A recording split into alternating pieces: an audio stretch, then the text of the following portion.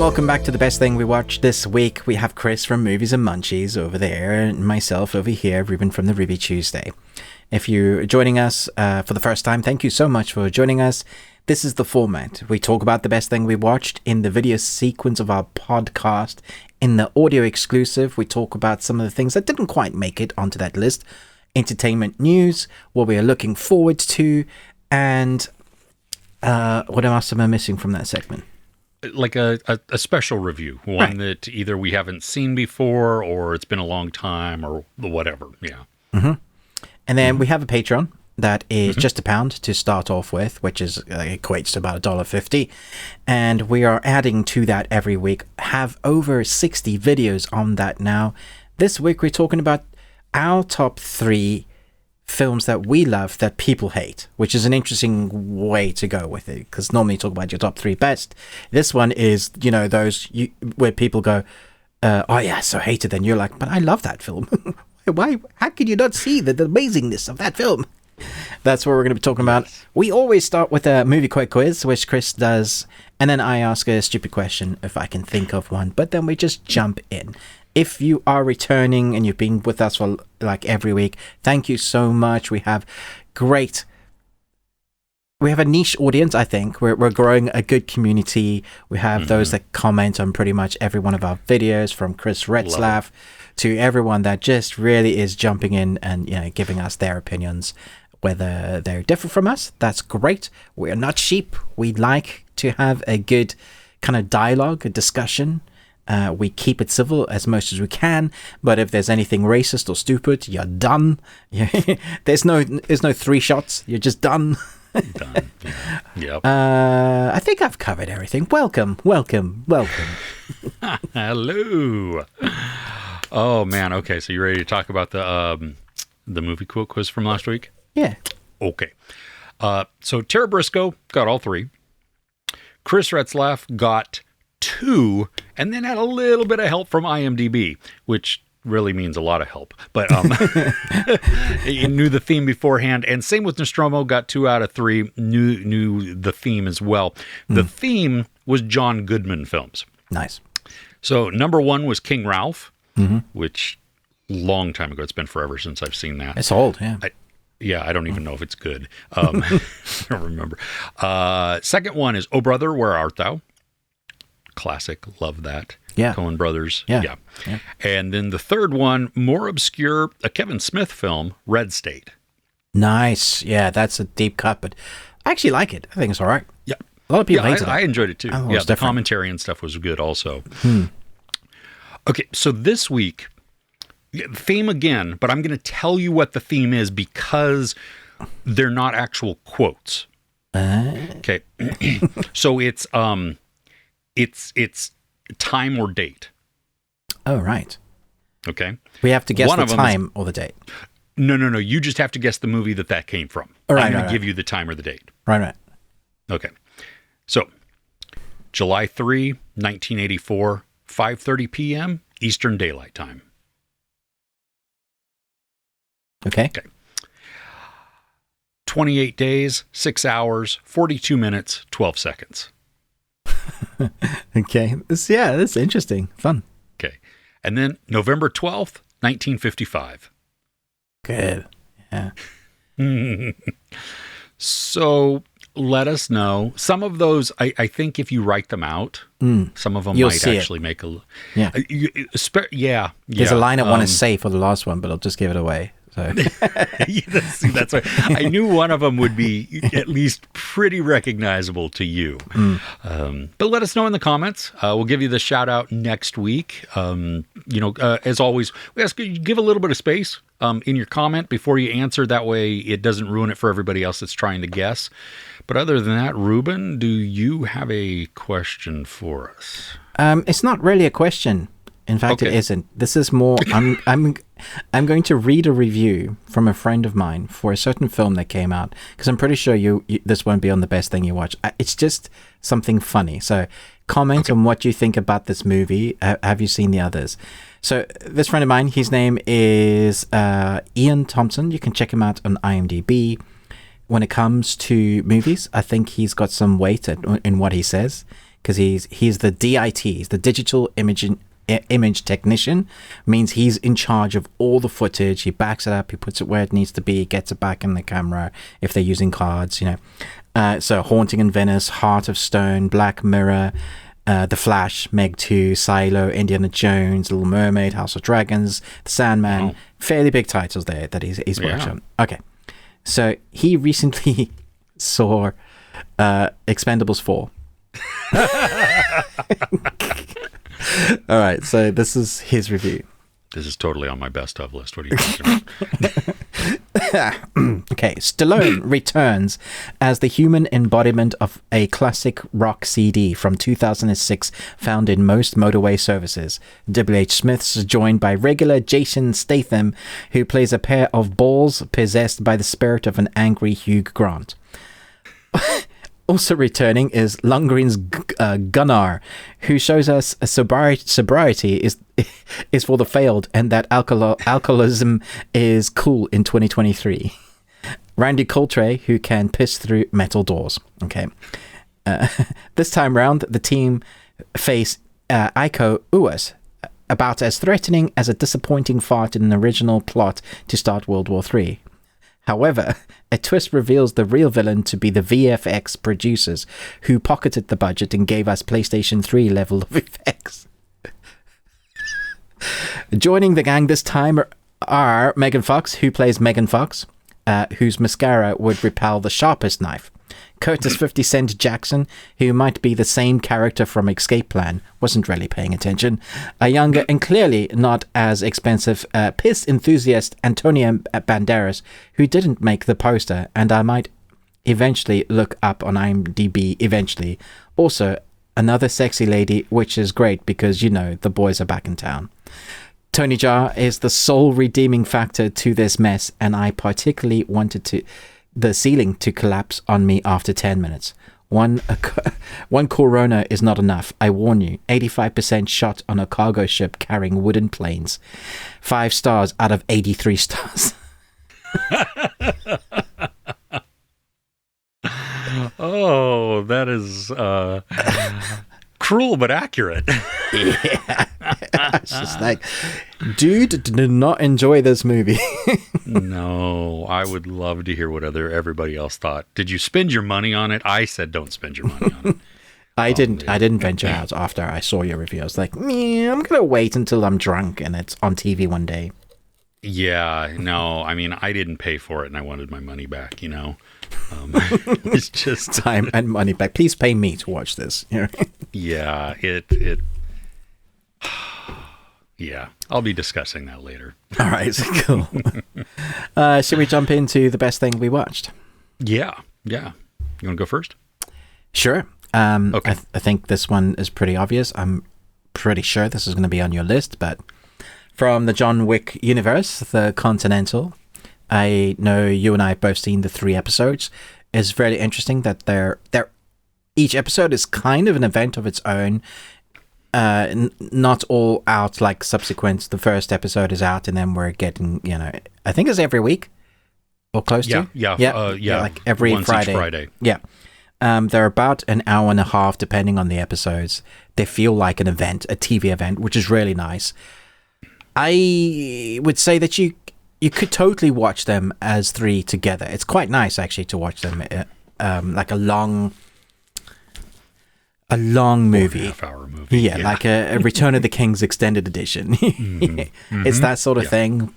But when it comes to the aesthetic feeling, it's different to the John Wick films, but you still have the John Wick feeling in it. So like, because they were going for a disco noir.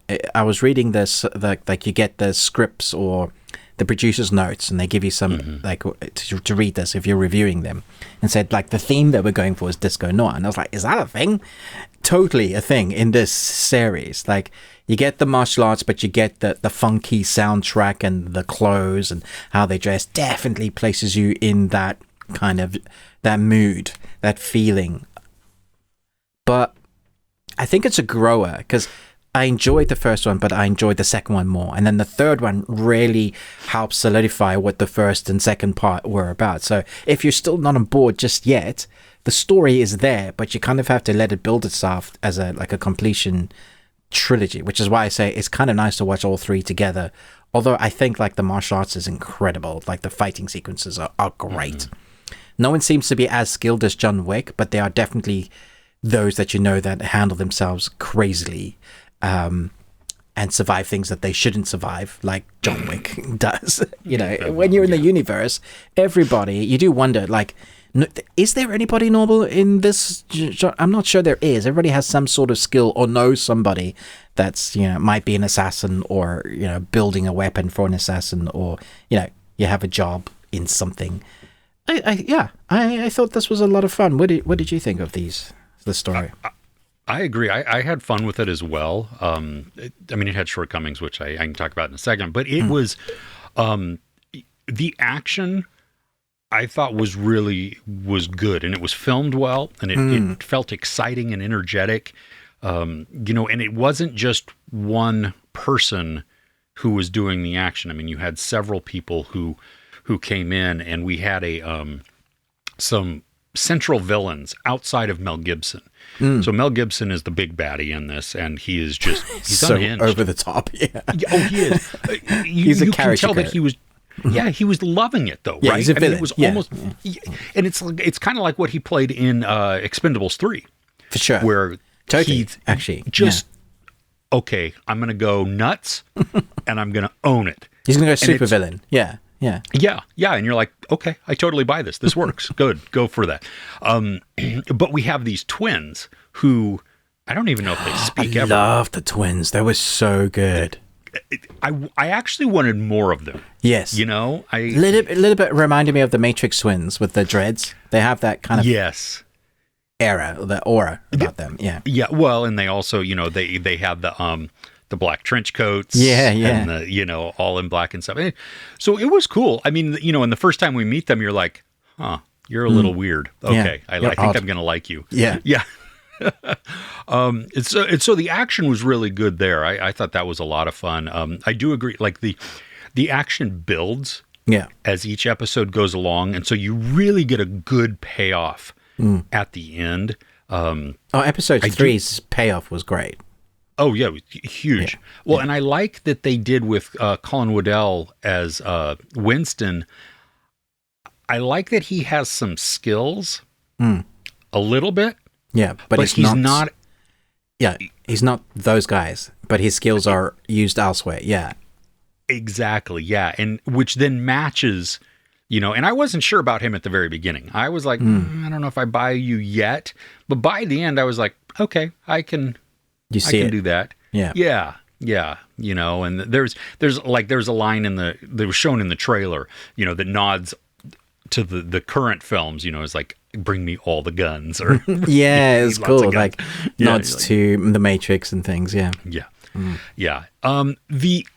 I agree. There are some big character conveniences and protection. Oh, for sure. Which there was one where I wouldn't have wanted the outcome of peril, right? But the absence of peril in that I felt cheated, right? Because I didn't want everybody to be able to, slough things off, and not everybody does. I'm not saying that everybody can survive, but there was one in particular where, I don't know. And you and I had chatted even that, some of the storylines, they go off on a little bit of tangents here and there. Yeah, they don't seem necessary even. Like, it doesn't further the plot of the main arc at all. All characters, really. Yeah. Yeah, no. There is one character, and let me look her up really quick. She doesn't like guns. Okay. And she plays, so she, let's see here. Sorry, I can't type and speak and think all at the same time because I have like one brain cell. Jessica Elaine, and she plays Lou, and so she doesn't like guns, but she is fierce with the martial arts. Dude, she was so good. On the street that one time outside, with she's surrounded by guys and a car. it was a lot of fun. Oh, it was such a good fight scene. Yeah. In fact, every time she was on screen, I really enjoyed it because I believed that she could do that. You know, she carried herself in a way that you weren't worried like, oh, this is not going to be good. You're just like, oh, I wonder what she's going to do next. What other thing is she going to use? If she's not using guns, then what is she using? She likes knives, but she uses her environment, which is awesome. So good. Yeah. So I also, like you, binged it all at once. And so I think, I mean, the whole story is cohesive and it's a lot. It is good. I think I enjoyed it more because I watched it all at once versus each individual episode. But I do think that there's enough in each one to build the story. And thankfully, they're over an hour each so that you don't feel like you've just been cheated out of time and you're watching something very, very short. Yeah, I mean, I was thinking back to the original days when Game of Thrones was on, and every week it felt like a TV event. Yeah. This has that similar feeling. I imagine you go and watch a TV event. It's, you know, it's set in the world. It didn't answer the questions that I wanted. This is the history of the Continental, but that's literally all the information we really get into this world. And they make up some other convenience story marks for them to have like battle on continental ground, that kind of things. But it's like you haven't really told us about the high table and the intricacies of the mystery that goes around. That's kind of what I wanted. I guess they're keeping that for if they do more of that world, or maybe they don't even know because they've just built a shell and they're still building it out. Sure. Ballerina's coming. I'm excited for that. Keanu Reeves has officially said he asked the director to kill him off. So I think officially he didn't really want to come back and do another John Wick. So I'm interested to see if he does. Yeah. And again, we've talked about this when number 4 came out. If they don't, I mean, the story would have to be so good. Yeah. Because it's been such a nice arc. He got what he needed and wanted. You know, I mean, you could continue within the world of John Wick, like they are, like the Ballerina, and even like take the post-credit scene in John Wick 4. Yes. There's a way to, continue. The guy with the shotguns, with the dog, Mr. Nobody. I loved him. He was a great character. Would love to watch movies with him. Yeah, absolutely. Yeah. So we'll see. That'd be fun. That's a great choice. So what's first on your list then? This one has not come out and will not come out for a little while. Okay. And so I'm going to talk not about spoilers at all. Okay. At all.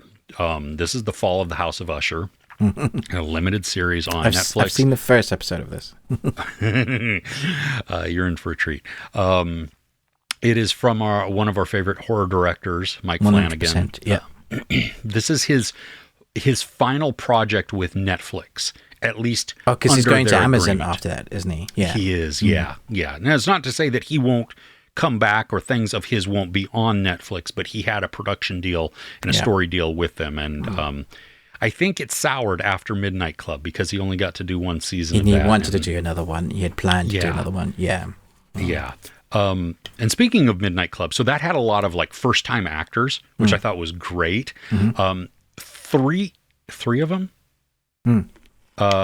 outside of like his regulars, like 3 brand new ones, come back into for the House of Usher. For House of Usher. Yeah, I noticed. I was looking at all of his work and then just placing everybody. I was like, dude, this is like your favorite. You just brought your family back together. It's who's who. Yeah. I mean, there's Doctor Sleep. Some of those, not just the Netflix ones. No, I mean, some of his actual just movies and stuff. And so it is. It's really you've been in here too. You've been in here too. Which I think it makes for a good feel for the story because the director knows all of the actors, and the actors know what the director wants. They know the feel he wants. Yeah. Yeah. So this is it is not the traditional The Fall of the House of Usher by Edgar Allan Poe. Yes. That is like the wrapping that you have. Yeah, exactly. But each episode is a different Poe story. that are all interwoven to be cohesive, to make sense, to tell a larger narrative. I love that. Yeah, it's great. I was blown away that how they were able to do that, because that was very creative. It allowed each episode to focus on a central character, and then have fun with that story arc. There is a good deal of violence in this. There are some gnarly things that happen. Dude, just in episode 1, there's a feeling of they're telling story. There's a bit of a court case, and there's a moment. I won't say where because I don't want to spoil it, but it's just normal, and it scared the crap out of my wife and I. We were just like, holy god damn it. And I was like, oh, it's one of those series. Yeah, do you remember like in Hill House where you would be seeing a character doing something and like it's a static shot, the character's doing something, and then after a little bit of time you see something in the background just moving. Like, yeah. Whoa. Yep. I love that he does that. Yeah. So I need to go back through and see if I can find the Oculus mirror. There are of course, it's got to be in. Yeah, there are a lot of mirrors in this show, but I was looking for the frame. That's what I was looking for. And he'll do something different. It won't be like a bed frame or anything. Yeah, exactly. It'll be elsewhere. Yeah. So I need to go back and scan through that because I wasn't like just intently looking for that. Love that film, Oculus. Oh, dude, yeah, so good. Yeah. I think this is so. It's going to all drop at once. I do like as far as a negative goes. I wish that we would have gotten more depth on some of the characters to understand more of their backstory, which creates more tension or understanding for their current state. Yeah, and for what they're like, why they are how they are. A big example is Samantha Sloyan, who was wonderful in Midnight Mass. She's the and she plays the absolute unhinged devotee. She's also in Hush, which was outstanding. I saw Hush just last year for the first time. I love her. I don't think she gets as much presence and story development as I wanted from her, because I like her as an actress and I like what she was doing with the character, because it's weird and it's and there's something there, but we don't totally get it. And which I think it would just be more intriguing, more interesting, more well-rounded for her. He does that, but he normally explains it. So like Midnight Mass, we don't get it until the end, and then we're like, oh, yeah. Yeah, and there's some glimpses here and there within that, but it's not as full, I think, as it probably could have been. That doesn't ruin the the watching experience or the enjoyment or anything else. The caliber of actors in this show are fantastic. Yeah, it is. Some of the kills are creative. Some of the violence is like, wow. And it's a very dark series. I mean, well, it's Edgar Poe, so yeah. And then it's Mike Flanagan. Exactly. And there are some moments where you're like, no. Oh, really? Oh my gosh. Yeah. Okay. So it's definitely worth it. Comes out in the middle of October. I think like 10th? On the 12th or the 13th or something like that. Yeah, that week. So absolutely put this on your watch list. If you enjoy, well executed horror with beautiful visuals, and flawed characters that you will love to hate. This nice. Is yeah. So awesome. What's next? So this is a Netflix series that dropped this week. Chris, you're gonna love this. I really hope you find time to watch this. I understand because it's 9 episodes. It's long. When I first started watching, I was like, I'll get through this. It's down at 6, and I was like, oh no. It's 9. And they're long. Some of them are over an hour each episode. So Song of Bandits, new Korean Western martial arts story. But don't let that put you off if you don't like martial arts or even Westerns. The quality of story that you get in this is so brutal, so dark. So it's like the first episode they build on the character that you're going to want to root for. But it takes the whole episode for you to root for this character because they're essentially what they've done is very wrong. They start off with the character going to face off a member of a family saying, please kill me because, you have every right to. I've come to atone for my sins.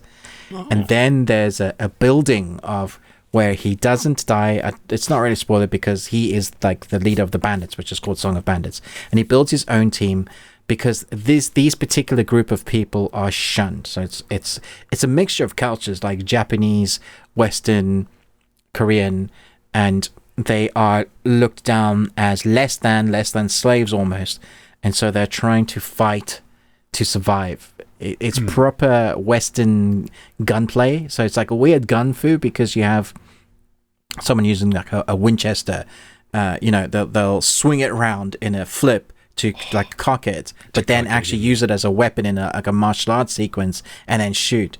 It has some of the most brutal but brilliant fight sequence. I love it when they do this because you're mixing, like if you think Serenity sort of or Firefly sort of almost sci-fi. It's not sci-fi at all, but it has that sort of feeling that there's mystery surrounding this Western, but then you're putting like different cultures in it. And the reason why I say Serenity and Firefly, because there's Mandarin cultures like kind of mixed in languages. So here you have multiple cultures in this Western with the martial arts, but just with a harrowing story. I still haven't seen all of it, so I can't give you a full idea because it is that long. But what I've seen of it, I just am in love with it. Like I have 2 Korean series I'm watching at the moment. There's one on Disney that has 20 series, and that's called we were watching it. What was that called? Oh my gosh, they have like superpowers. Adults. Moving? Yeah, Moving. So I'm working my way through the rest of the episodes now. I'm almost there, and I'll probably talk about like the 20th episode next week. Nice. But this is the other Korean, like I'm just so happy that Korean content isn't getting worse, it's getting as good. The Nice. quality they've been putting out, and this is up there. Netflix is not talking about the series at all, like they're barely promoting. They used to, like considering they've just put $1 billion like a fundraising into like getting more of the stuff. I thought this would be up there because the quality from the sets, the costume design, the acting is so emotional. Like you 100% invested in the bad guys getting their comeuppance because what they've done is so horrific. It's just the unjustness of some of the stuff that you see from the beginning lead into, you understand they might be bandits, but sometimes you get these films like let's be bad guys, but they're not technically the bad guys. They have to go outside the law to bring justice because justice is not always inside of the law. So that's this story. It's so good. Yeah. Where does it take place? Oh, yeah. So it's that's a good question. It's not modern by any means. Well, and is it like the American Old West, or is it in like Korea or something during that same time? Yes. I asked 2 questions and you said yes. A group of Joseons in the northeast China. Oh, okay. Yeah, so it's still Western. It's all like dirt and old kind of. Okay. How's the pacing? Does it feel like a Western where there's an intensity, but it's still slow and just going at a constant pace? Yes and no. I think it has a good pace. There's a lot of character development that you need, but it's always surrounded by, you don't know what's going to happen from one moment to the next because there's so many. They're always like fighting uphill. Like there's very little people that will help out or are strong enough because there's so much bad guys that there are other bandits, and then there's just like the military or Japanese that are taking over. So So because you have that consistently, the pacing is slow. It's there are some comedic moments. There's like a levity occasionally, which is nice because it's always so dark. A couple of the characters you're happy to see when they're on. You're like, okay, this is going to be a little bit lighter. Yeah, I really like it. It's good. Sweet. That's cool. Yeah, it is on my list to watch. Yeah, yesterday when I turned on Netflix, I was like, ooh, okay, this is like new for me, and I've done basically everything that I need to watch and everything. And then I went and I said, oh, it's 9 episodes. Okay. Oh my gosh, they're an hour each. Yeah. It's like instantly defeating. Ugh, so I can't do it, guys. This is over 9 hours. Over 9,000. Yeah. Yeah, no. So I do want to see it. So I'm glad to hear that it's really, really good, and that you think I will enjoy it, which is even better because you know me, and so that'll cool. Next on my list, you've already talked about this movie because it came out and premiered during Fright Fest London, and it's a British horror mystery drama supernatural thing. Oh, it's weird, and I'm not going to talk about it a lot because you covered it so well. But it's called The Moor. I'm so glad you watched this. Yeah, I haven't done a review on it yet. It follows a grieving father who's looking for his son who was abducted 25 years before.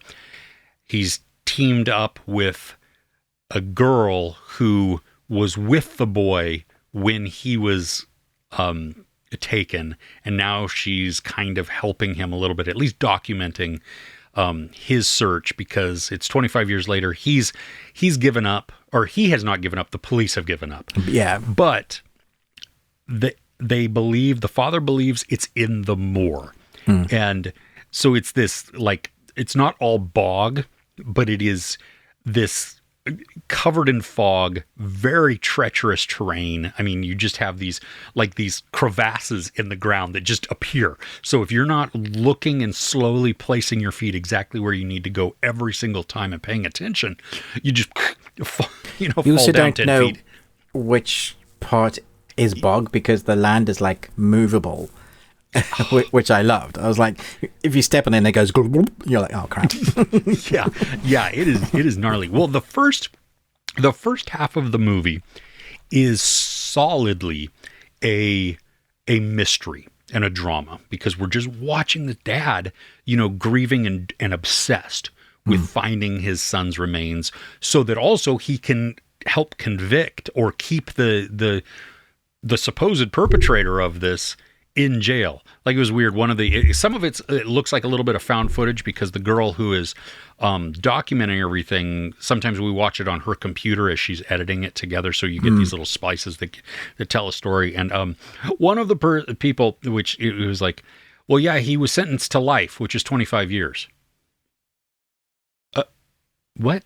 That makes no sense. Those two sentences, I can't reconcile. It goes in my head. 25 years to life. Yeah. Yeah, but that yeah. So anyway, so you have the mystery, and there's the hint of supernatural within this, maybe, maybe, because the Moor itself is a massive character within the story.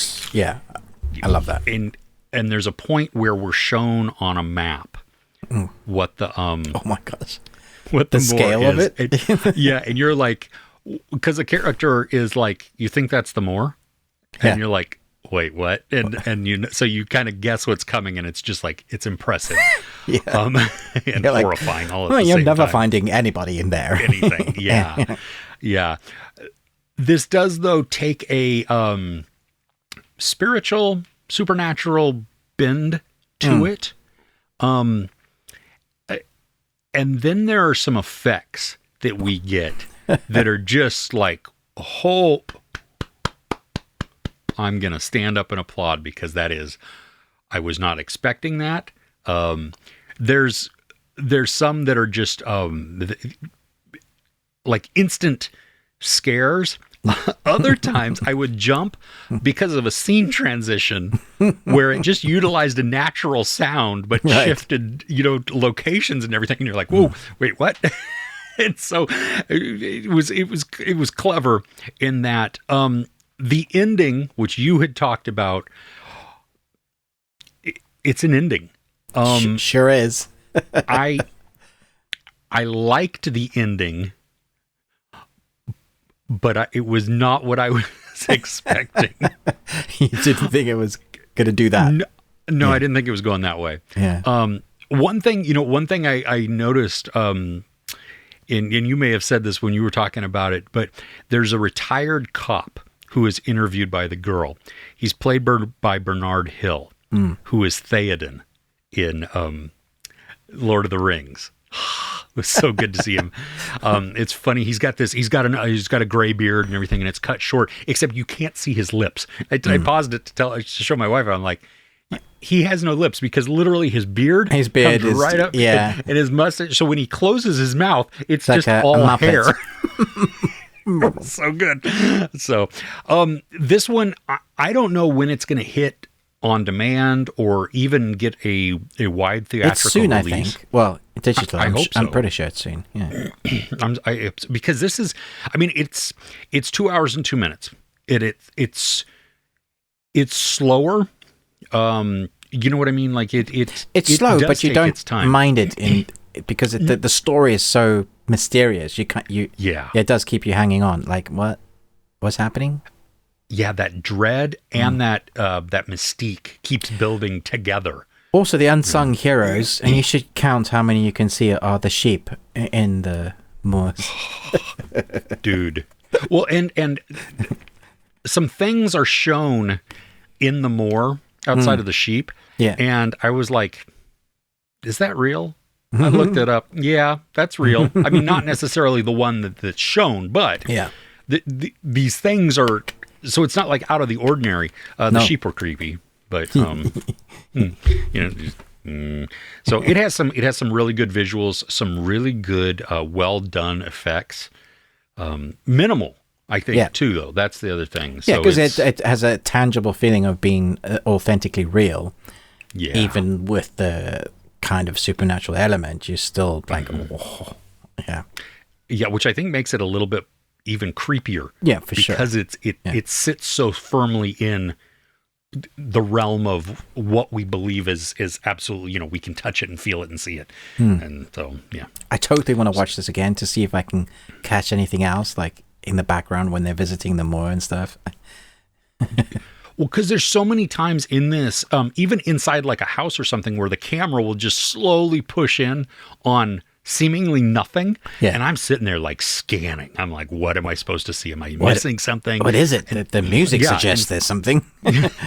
Exactly. And sometimes there isn't anything. And then other times you see like a glimpse of something and you're like, did I really see that? And so yeah, definitely check this one out when you have an opportunity. Nice. Yeah. Next on my best thing I watched this week is the final season of Sex Education. It's season 4. They wrapped it up really well. The last episode is like an hour and 25 minutes, so it's a big goodbye to the characters you've been watching for a long time. But on my thumbnail for this review, I labeled it therapy session. It feels very, very much like they've gone away from sex education and more made it therapy about every issue you could have in life.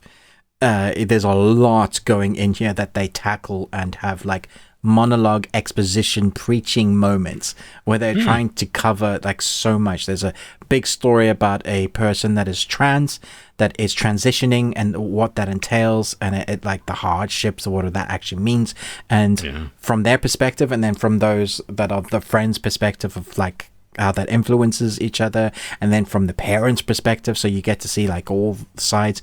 Gillian Anderson is a sex therapist character in this, and she's just had a baby. And it shows how, because she's a single mom, she's leaning on her son Otis a lot to almost not be a son, but be like a surrogate sort of father or helper around the house. But he just needs his mom. So there's all these themes, and it just chucks you in. And then you're still on board for Otis trying to be the sex therapist in a new school because that school was shut down. And it's just like here. It just chucks everything. And you're totally on board, like every episode, because you've known these characters, you've been on this journey for them for a long time. There are times where 100% it feels like they're preaching at you. Like, this is how society should be and could be if we all spoke in this way or stopped like, hey, you've hurt me this way. Let's talk about it. But unfortunately, humans don't do that. That's not reality. But they do tackle things that you wish people would be like, even it wouldn't be great if we were actually this mature or okay with people's differences. There's an actor who plays a father and was the previous principal, and he basically through the seasons has lost his wife and his son because of how he's acted around them. His son is bi, likes girls and guys, and his son came out to him and basically said like, I like guys, and started going out with character, and his dad lost the plot. And so the father figure and son relationship, that's a big kind of theme. There's a lot of redemption storylines in this season because it's saying goodbye. It's beautifully shot, and it's a weird aesthetic. Like the clothes feel like they're somewhere stuck in between the 70s and 80s, but it's now. The themes of the houses, like everything, it's a weird way to go, but that's the aesthetic that they've stuck with. The Otis's best friend is our new Doctor Who, and he's phenomenal in this. He has an interesting story. I've not seen this done before, and I thought it was really brave. Okay, he's gay and very flamboyant and loud, and the character you want at a party that's going to liven things up. You know, is the life of the party. But his family is one, I think it's Nigerian or Jamaican. I'm not sure. Ethnicity, very kind of black family with. Am I still on? Yes, I am. Yep. Sorry. A big religious overtone, like you go to church on Sunday, you get baptized, all of that. And so he's trying to come to terms with what a lot of Christians believe, or a lot of churches believe, that you can't be gay, and balancing how much is a big part of his life because you have that community. And so it showcases a lot of that. I thought it was really powerful. And then by the end, you see him balancing him wanting to be really a big part of Christianity, but also being gay.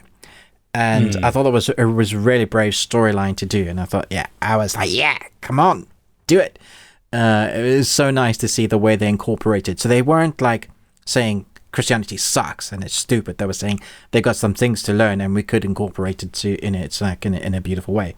Great. So there's so many themes that I was just like, it's a lot. My brain is a lot. And the ending wasn't the happy ending that I wanted, but it was the realistic ending that you'd expect.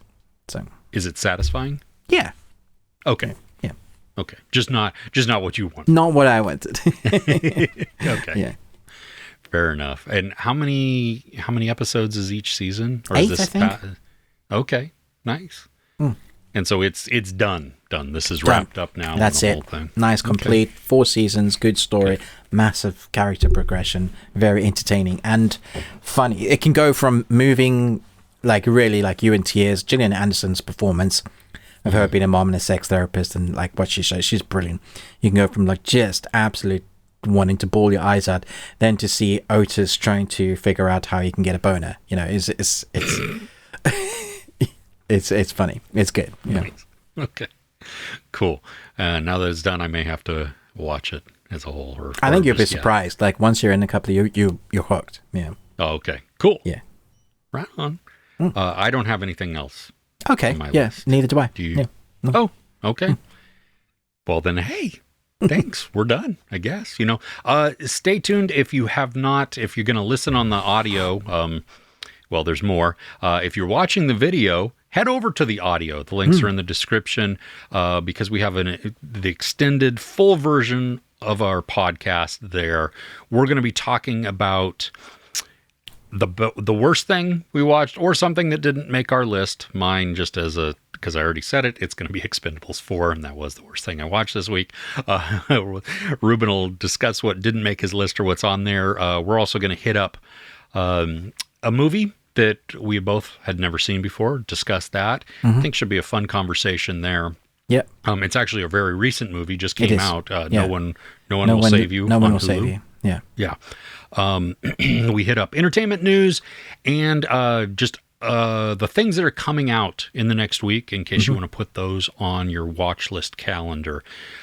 Don't forget, we do have a Patreon, patreon.com/thebeardedones, £1, $30, $50, something like that. Gets you entry into that. There are over 60 videos. A new one coming out this week.